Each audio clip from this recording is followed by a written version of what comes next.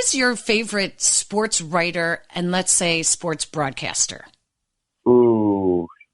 People always ask me this question, especially when I talk about my major and what I want to do with my career. I would say my favorite sports writer.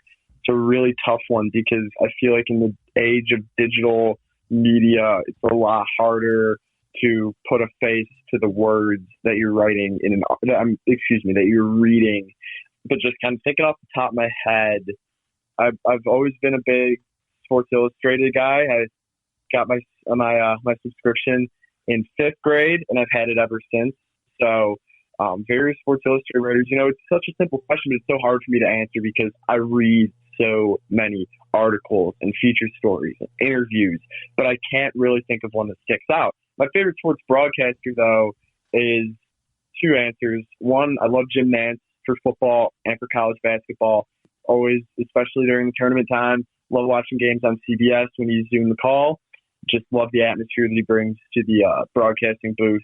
And then my other favorite broadcaster is Al Michaels. Nothing beats Sunday Night Football with Al Michaels and Chris Collinsworth. As we reach the end of Al Michaels' career, I'm trying to really appreciate more when Sunday Night Football is on, just kind of taking in the broadcast and listening to 2 of the best professionals and 2 of the greatest, more arguably the greatest broadcasting duo of our generation. So that would be my answer. Well, it's funny talking about Ring Lardner and how he used a lot of sarcasm and wit.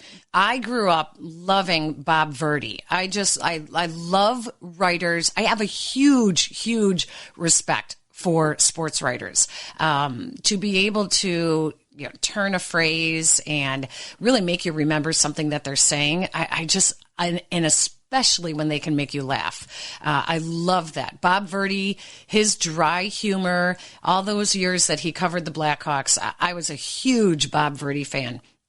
And my broadcaster would be Bob Costas. I had a picture of him hanging up from an article in, I can't even remember the old sports, the first sports daily newspaper back in the early 80s. And there was an article about Bob Costas, and I had it hanging up in my room in college above my desk, kind of as my motivation.